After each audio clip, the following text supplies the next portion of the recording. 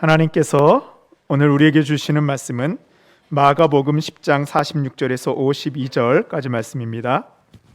그들이 여리고에 이르렀더니 예수께서 제자들과 허다한 무리와 함께 여리고에 나아가실 때 디메오의 아들인 맹인 거지 바디메오가 길가에 앉았다가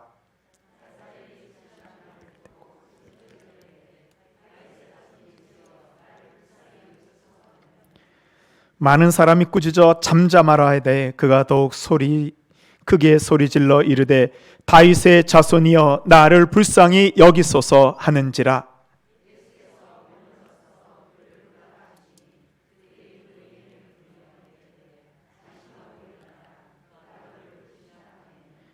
맹인이 곶옷을 내버리고 뛰어 일어나 예수께 나아오거늘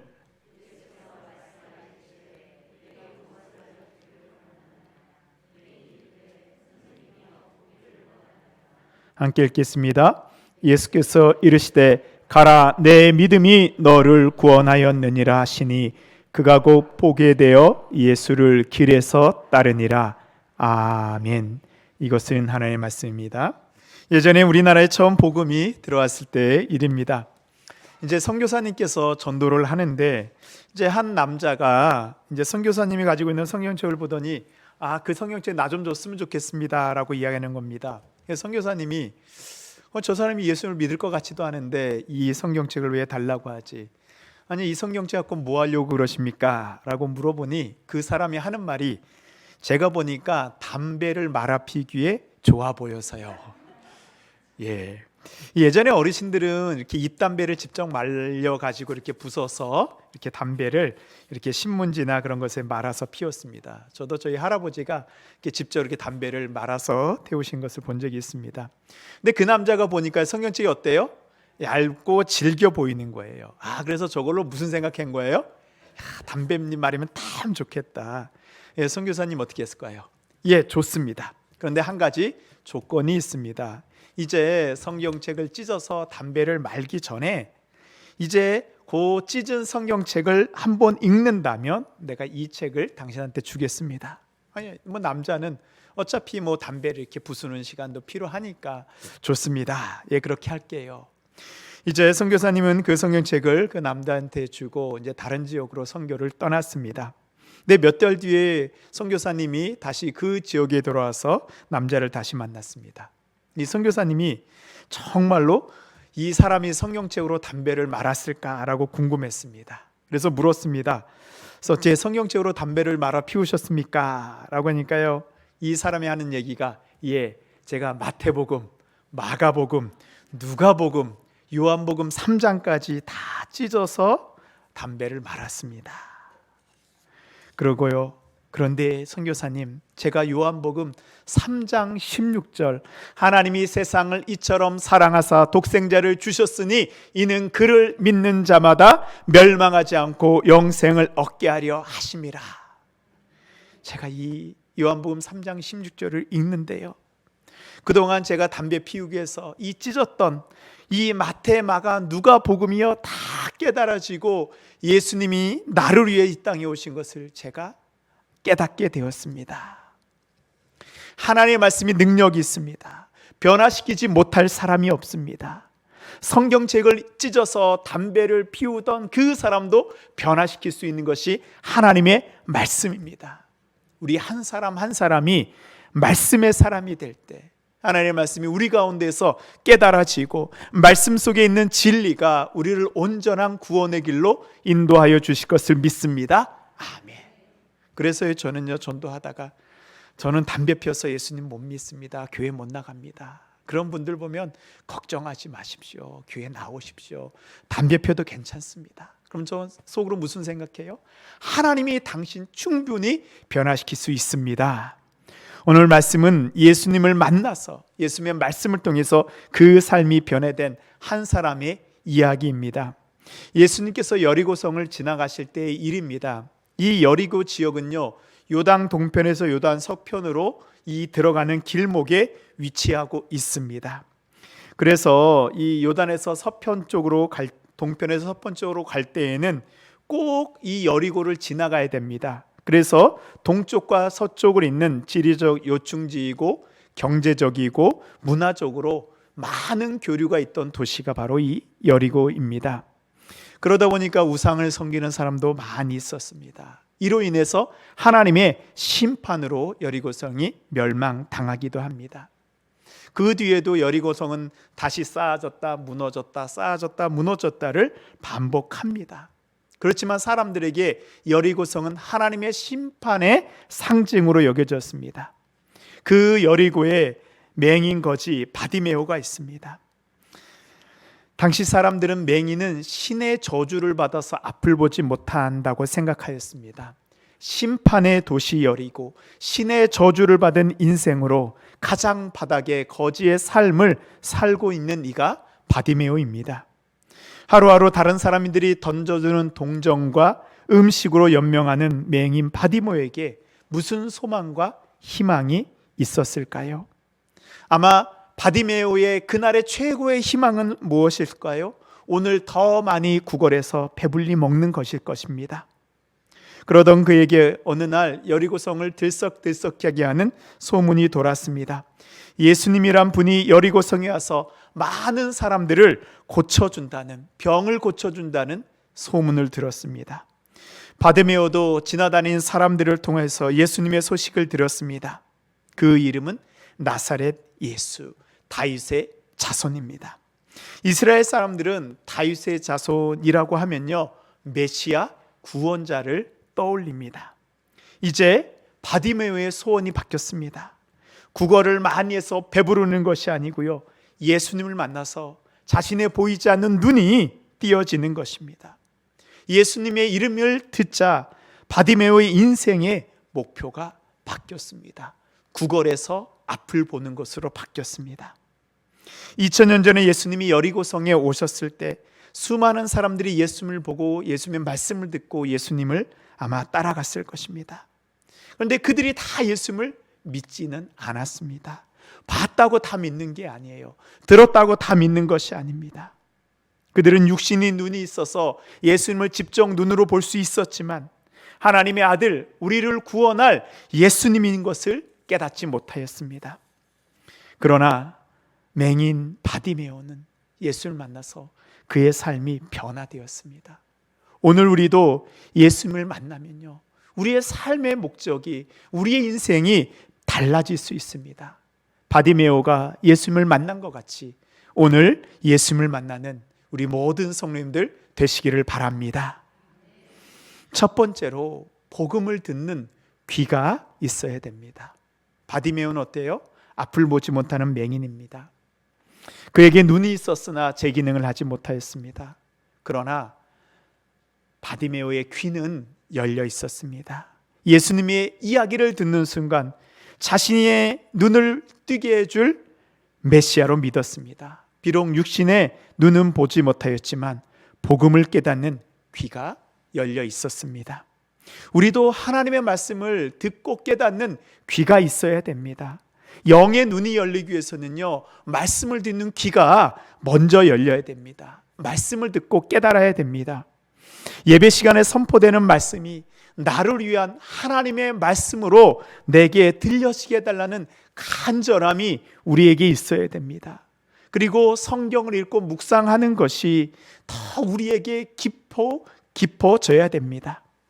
제가 한 성도님을 만나서 이야기하는 중에 어떻게 교회를 다니게 되었습니까? 라고 이야기를 듣게 되었습니다. 이제 이분이 운전을 하시는 분입니다. 아마 이제 업이 운전을 하시는데요. 하루는 이 가족 중에 한 분이 이제 운전을 많이 하니까 너 기류에서 시간이 많지 않냐? 한번 내가 좋은 그런 사이트를 알려줄 테니까 좀 설교를 들었으면 좋겠다라고 유튜브 사이트를 알려줬어요. 그래서 이분이 이제 장거리 운전을 하니까 그냥 음악 듣는 마음으로 그 사이트를 통해서 목사님의 설교를 듣게 되었습니다. 처음에는 그냥 들었어요. 그런데 말씀을 듣는 귀가 열리기 시작하니까 이분이 하루에 4시간 이상씩 말씀을 들은 거예요. 이분에게 있어서 달리는 차 안은 하나님의 말씀을 듣는 은혜의 성전이 되었습니다. 그렇게 말씀을 4년 동안 들었습니다. 근데 말씀을 4년 동안 들으니까요, 다 마음이 준비가 되었어요. 그래서 이제는 교회에 나갔다는 마음을 주셔서 교회에 나왔다고 이야기를 하셨습니다. 사도 바울은 로마서 10장에서 이렇게 말씀하고 있습니다. 그러므로 믿음은 들음에서 나며 들음은 그리스도의 말씀으로 말미암느니라. 아멘. 하나님의 말씀을 듣고 또 들을 때 하나님께서 우리 마음 가운데 믿음을 심어주시고요, 그 믿음이 자라게 하십니다. 우리가 믿음이 자라고 싶습니다 라고 이야기하는데요, 말씀을 듣지 않으면 믿음이 자라지 않습니다. 지금 우리는 하나님의 말씀을 얼마나 많이 듣고 있습니까? 말씀을 듣는데도요, 절대적인 양이 필요합니다. 저는 적어도 주일 설교는 2번 이상 들어야 된다고 생각합니다. 이 주일 설교는요, 제가 준비할 때 압축해서 그 가운데 엑기스를 넣습니다. 우리 말로 하면 에센스가 들어갑니다. 그러고 보니까요, 한 번에 다 이해가 되지 않는 부분들이 있습니다. 한번 처음에는 이해가 되지 않을지라도 다시 두 번째 들으면요, 이해가 되는 부분이 생깁니다. 그리고 내가 처음에는 깨닫지 못했던 말씀이 두 번째, 세 번째 들을 때 내 마음 가운데 심겨지게 되고 그것이 우리의 믿음을 자라게 합니다. 그리고 설교를 듣고 나서요, 이해 안 되는 부분이 있으면 어떻게 해요? 그때 목사님한테 따라오는 겁니다. 물어보는 거예요. 우리에게 그런 열정이 있을 때 우리의 믿음이 자라게 됩니다. 일본의 유명한 신학자 우찌무라 간조라는 분이 있습니다. 이분이 우리나라의 신학에도 많은 영향을 끼쳤는데요, 일제강점기에 우리나라의 기독교 사상지였던 성서조선이라는 이 책을 만든 이 김교신과 함석헌 선생님에게 큰 영향을 준 신학자입니다. 이 우찌무라 간조는 미국 선교사님 클라크가 총장으로 있는 삿포로 농업대학을 다니면서 예수님을 만나게 되었습니다. 당시에 최고의 지식층이었죠. 근데 예수를 만나고 나니까요, 이분이 자신의 아버지한테 복음을 전하고 싶었던 거예요. 그래서 당시에 나와 있던 가장 수준 높던 이 한자로 된 5권의 마가복음 주석을 자기 아버지에게 선물해 드렸어요. 내 아버지가 이 첫 번째 주석 1권을 몇 쪽 읽고 나서, 야, 내가 보니까 이 책은 우리 일본의 정신과는 맞지 않는다 그러면서 쓰레기통에 내버렸습니다. 우찌무라 간조는 쓰레기통에 버려진 주석을 다시 주워서 아버지께 가져다 드렸습니다. 아버지가 읽다가 다시 또 책을 쓰레기통에 버립니다. 다시 주워서 아버지께 갖다 드립니다. 그렇게를 수십 번 반복했습니다. 1권을 읽고 2권을 읽고 3권을 읽고 아버지가 던지면 다시 가져다 주고, 그렇게 4권까지 읽자 아버지가 그렇게 얘기했습니다. 얘야, 나는 자존심이 강한 사람이다. 그러나 이제는 내가 예수님의 제자가 돼야 되겠다. 그리고 교회에 나가면서 인격적으로 예수님을 만나 술을 끊고 세례를 받고 그리스도인이 되었습니다.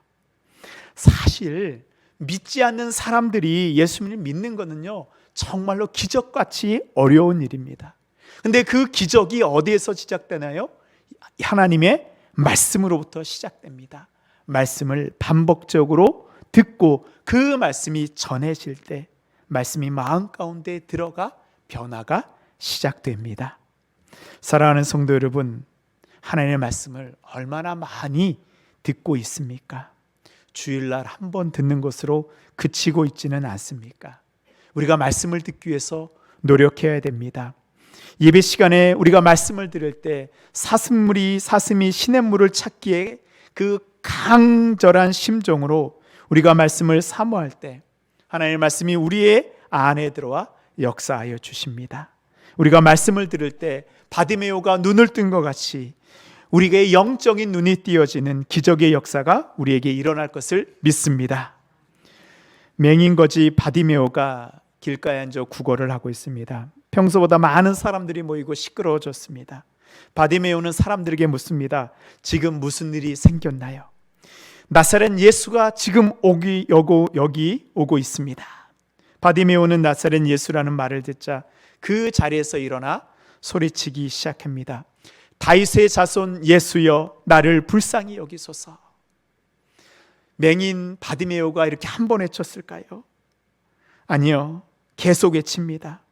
다른 사람들은요, 눈이 띄어져 있는 사람은 예수님이 오는 것을 확인할 수 있잖아요. 근데 바디메오는 보이지 않으니까 계속 외칩니다. 다윗의 자손 예수여, 나를 불쌍히 여기소서. 다윗의 자손 예수여, 나를 불쌍히 여기소서. 이 바디메오가 하도 소리치니까요, 주변에서 바디메오에게 시끄럽다, 그만하라고 꾸짖습니다. 그러나 바디메오는 사람들이 뭐라고 하건 상관하지 않고 더 크게 소리 지릅니다. 예수님, 저를 불쌍히 여겨 주십시오. 이 말씀에 보면요, 이 바디메오의 외침을 듣고 예수님이 바디메오를 부릅니다. 근데 바디메오가 어떻게 나가요? 자신의 겉옷을 내버리고 뛰어 일어나 달려갔다라고 얘기하고 있습니다. 이 당시의 겉옷은요, 재산입니다. 자신의 중요한 이 재산 목록 중에 하나입니다. 그런데 주님이 왔다는 소식을 듣자 바디메오는 자신의 모든 것을 내던지고 주님 앞에 달려 나갔습니다.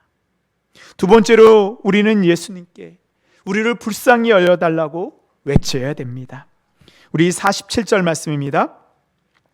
나사렛 예수시란 말을 듣고 소리질러 이르되 다윗의 자손 예수여, 나를 불쌍히 여기소서 하거늘.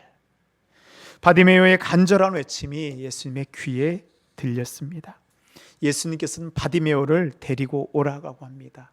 그리고 바디메오에게 묻습니다. 예수께서 말씀하여 이르시되 내게 무엇을 하여 주기를 원하느냐? 맹인이 이르되 선생님이여, 보기를 원하나이다. 우리가 글로 보면 이러는데요, 이 장면을 우리가 떠올린다면 내게 무엇을 하여 주기를 원하느냐? 바디메오는 예수님의 말이 끝나기도 전에 바로 그 말에 붙여서 말을 합니다. 예, 제가 보기를 원합니다. 바디메오의 대답을 들은 예수님이 그 자리에서 바디메오의 눈을 뜨게 해줍니다. 요즘에 사람들이 하는 그런 덕담 가운데 그런 덕담이 있습니다. 늘 꽃길만 걸으세요. 참 좋지요. 우리가 가는 길이 늘 꽃길처럼 좋으면 얼마나 행복하겠습니까? 우리 그리스도인들도 주님을 만나는 길이 늘 이렇게 꽃길처럼 행복했으면 좋겠다라는 마음을 가지고 있습니다. 우리의 신앙도 늘 꽃길만을 걷고 싶습니다. 그런데 주님을 만나는 길은 늘 꽃길만이 아닙니다. 고난의 길을 갈 때가 있습니다. 바디메오가 소리치자 사람들은 시끄럽다며 그의 입을 막고 꾸짖습니다. 48절 보면요, 많은 사람이 꾸짖어 잠잠하라 하되 그가 더욱 크게 소리질러 이르되 다윗의 자손이여, 나를 불쌍히 여기소서 하는지라. 만일 바디메오가 사람들의 잠잠하라는 말을 듣고 소리치지 않았다면 바디메오가 어떻게 됐을까요? 예수님이 바디메오의 소리를 듣지 못했을 것입니다. 그럼 바디메오의 인생은 어떻게 됐을까요? 맹인으로 평생을 다른 사람들에게 구걸을 하다가 그의 인생이 끝났을 것입니다. 그러나 바디메오는 예수님을 만나는 순간까지, 자신을 부르는 순간까지 잠잠하지 않고 소리쳤습니다. 바디메오의 삶의 변화는 예수님을 부르는 것을 멈추지 않았을 때 시작되었습니다. 예수님이 바디메오의 소리침을 듣고 그의 눈을 뜨게 해주셨습니다. 우리도요, 신앙생활 하면요, 예수님을 찾다가 이제 그만 부르고 싶을 때가 있어요. 내 생각에는 내가 정말 예수님을 부를 만큼 불렀다. 근데 아무런 변화가 생기지 않아요. 이 엘리야의 작은 손바닥만한 구름도 우리에게 보이지 않습니다.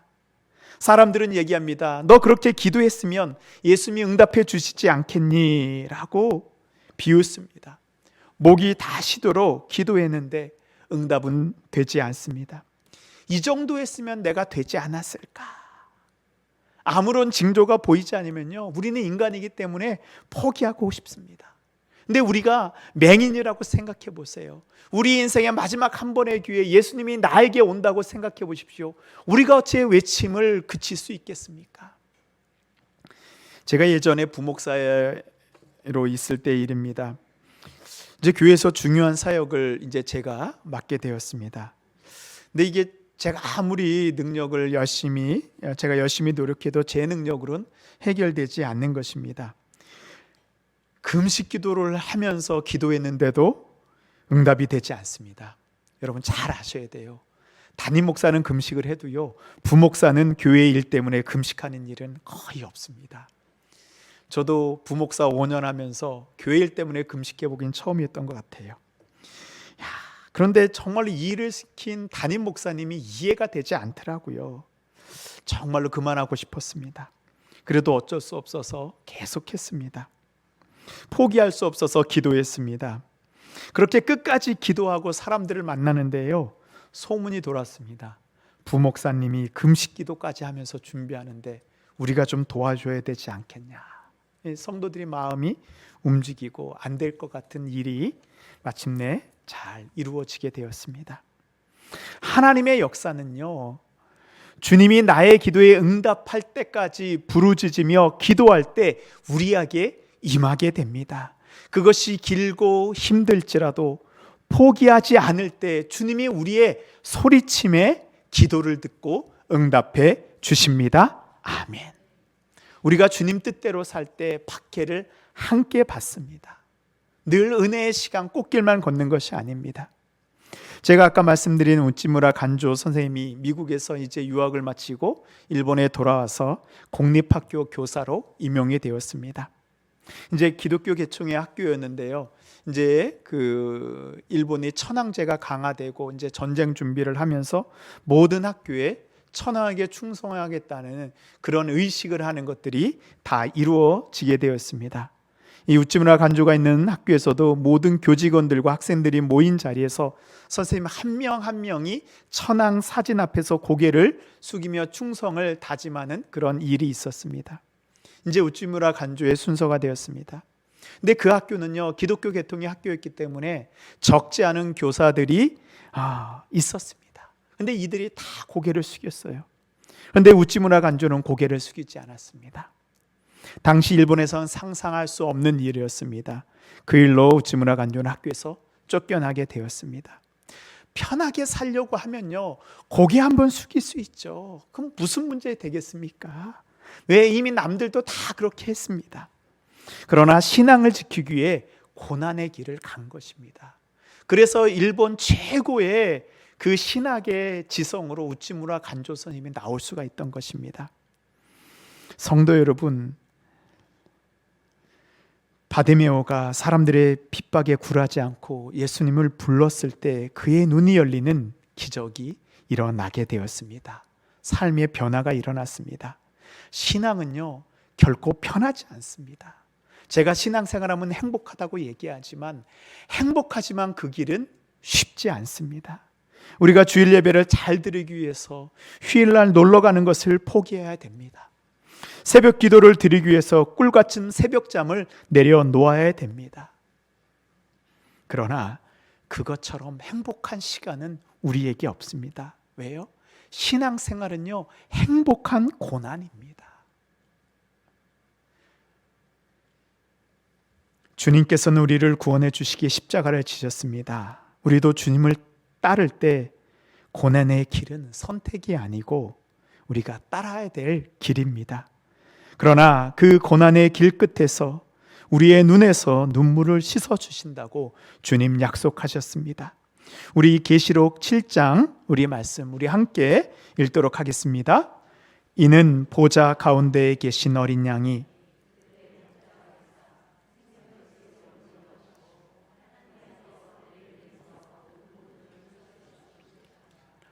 아멘. 우리가 눈물을 흘리며 마지막 그 길까지 갔을 때 하나님이 우리의 눈에서 눈물 씻어 주십니다. 눈물을 흘려보지 않은 자는 그 길을 마지막까지 갈 수 없습니다. 우리가 눈물을 흘리며 그러나 포기하지 않고 마지막까지 주님 앞에 갈 때 주님이 우리를 맞아주시고 그 생명수 가에서 우리에게 참된 기쁨을 허락해 주실 것을 믿습니다. 아멘. 마지막으로 길가에서 길로 나와 예수님을 따라야 됩니다. 이제 맹인 바디메오는 예수님을 만나 두 눈을 뜨게 되었습니다. 그런데 잘 생각해 보세요. 마가복음에서 예수님께서 병을 고쳐준 사람이 바디메오 한 명이었을까요? 아니요. 수십 수백 명이 예수님을 통해서 병 고침을 받았을 것입니다. 그런데 병 고침을 받은 사람의 그 이름이 기록된 사람은 오직 바디메오 한 명뿐입니다. 다른 사람은 이름이 없었을까요? 아닙니다. 어쩌면 바디메오보다 더 좋은 이름을 가진 사람들이 수없이 많이 있었을 것입니다. 우리가 바디메오 할 때요, 이 바는 누구누구의 아들이라는 뜻입니다. 그래서 이 바돌로메 있잖아요. 이게 돌로메의 아들이라는 뜻이에요. 이 바디메오는 디메오의 아들이라는 뜻입니다. 당시에는 평범한 이름입니다. 그런데 이 디메오라는 그 이름은 히브리어로 타메에서 나왔습니다. 예. 근데 이 타메라는 뜻이요, 불결하다, 부정하다라는 뜻을 가지고 있어요. 여기서 부정하다, 이 당시 부정하다라는 것은 장애가 있다라는 뜻과 비슷합니다. 그렇게 해석할 여지가 많이 있습니다. 그래서 어쩌면 아마 바디메오의 아버지 디메오도 장애가 있었을지 모릅니다. 근데 과거에는 장애는 부정하다라는 의식을 가지고 있었습니다. 그래서 바디메오는 태어날 때부터 부정한 사람의 아들이라는 이름을 가지고 있었습니다. 복된 이름이 아니죠. 근데 그 바디메오가 바로 성경에 기록되었습니다. 바디메오가 하루 종일 시간을 보낸 곳은 어디인가요? 따뜻한 집이었나요? 아니었습니다. 많은 사람들이 오가고 먼지가 있고 불편한 길가였습니다. 그는 사람들이 다니는 길 주변에서 구걸을 하면서 먹고 사는 주변인으로 살았습니다. 그런데 그의 이름이 성경에 당당하게 기록된 이유는 무엇일까요? 그것은 바로 눈을 뜬 다음에 바디메오의 행동 때문에 그렇습니다. 바디메오가 어떻게 했을까요? 우리 52절 보겠습니다.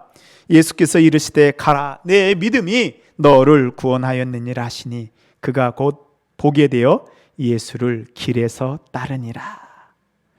바디메오는 앞을 보게 된 이후 예수님을 따라가게 됩니다. 12제자처럼 12제자의 이름을 올리지는 못했지만 예수님을 따르는 제자의 길을 선택했습니다.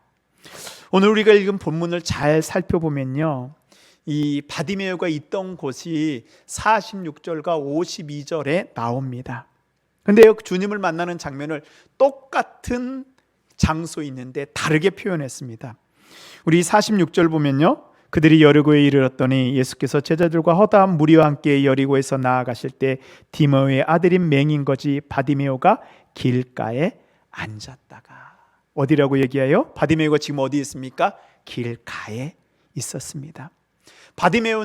바디메오가 처음에는 길가에서 예수님을 불렀다고 기록하고 있습니다. 근데 52절에 보면요, 눈을 뜨게 된 다음엔 길에서 예수님을 따랐다라고 말씀하고 있습니다. 그래서 길은 호도스라는 헬라어입니다. 근데 호도스는 길, 도로라는 뜻도 있지만 우리 한자에도 길 도자에는 그 무슨 뜻이 있어요? 자신의 삶의 방식, 나의 삶의 목표라는 뜻이 함께 있잖아요. 이 호도스에도 똑같은 의미가 있습니다. 삶, 생활 방식이라는 의미가 바로 이 호도스에 있습니다. 바디메오는 예수님을 만나기 전에는 하루하루 자신의 먹을 것을 구하는 것이 전부인 길가, 길 밖의 삶을 살았습니다. 의미와 목적이 없는 삶입니다. 그러나 예수님을 만나고 나니까요, 더 이상 맹인 거지 바디메오가 아닌 예수님을 따르는, 예수님의 삶의 방식을 따르는 제자의 길을 가게 되었습니다. 더 이상 길가에 의미 없는 삶이 아닌 예수님의 길을 가는 제자가 된 것입니다. 바디메오는 자신을 만나고자 하는 예수님이 어떤 분인지 정확히 알았습니다. 바디메오가 예수님을 어떻게 불렀습니까? 다윗의 자손 예수여, 나의 구원자 예수님이라고 정확히 알고 불렀습니다. 그리고 예수님이 자신의 눈을 뜨게 해줄 것을 확신하였습니다. 예수님 보기를 원합니다. 나의 문제를 해결해 주실 분임을 믿습니다. 마지막으로 문제가 해결된 다음에 올바른 삶의 변화를 선택하였습니다. 지금도 많은 사람들이 예수님을 만나고 싶어 합니다. 그리고 나의 문제를 해결해 달라고 합니다. 그런데 예수님이 누구인지 정확히 알려고 하지 않습니다. 그냥 이 문제만 해결해 달라고 때를 씁니다.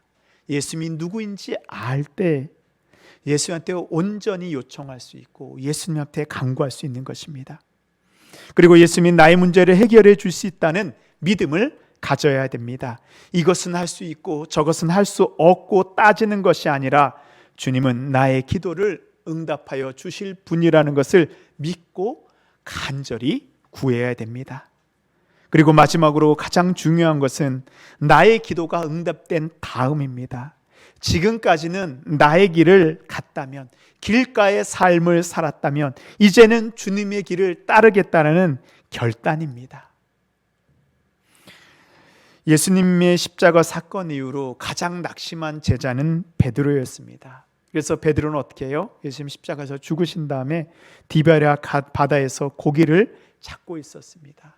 그때 예수님께서 이 베드로를 찾아오셔서 이렇게 말씀하셨습니다.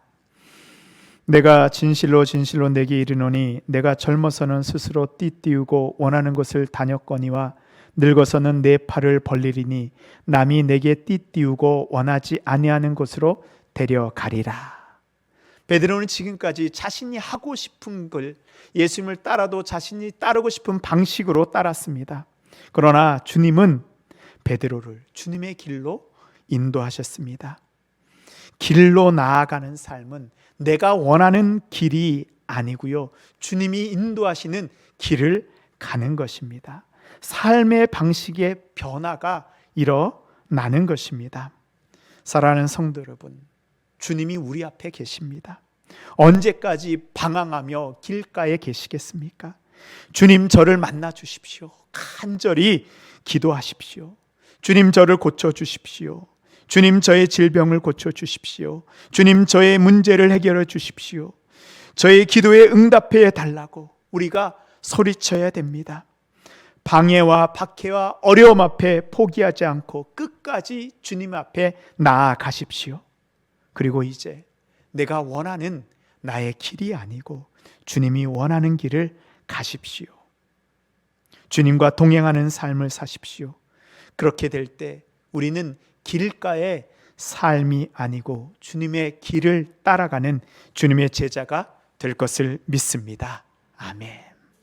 이제는 우리를 죄에서 구원하여 주시고 우리의 눈을 뜨게 하여 주시는 예수 그리스도의 크신 은혜와 우리의 함께 하시며 우리의 모든 것을 주관하여 주시는 하나님 아버지의 그 극진하신 사랑하심과 앞을 보지 못할 때에도 주님을 부르며 주 앞으로 나아갈 수 있도록 우리를 인도하여 주시는 성령님의 교통교제 역사, 인도하심이 이제는 길가의 삶에서 예수님을 따르는 길로 나오기로 결단하는 주님의 모든 제자들 머리 위에, 주님이 우리를 불러주시는 우리의 가정과 우리의 자녀 위에, 우리가 주님을 따라야 될 우리의 기업과 일터와 학업 위에, 주님의 믿음의 길 가는 동신교회 위에 이제부터 영원토록 함께 하시기를 간절히 축원하옵나이다.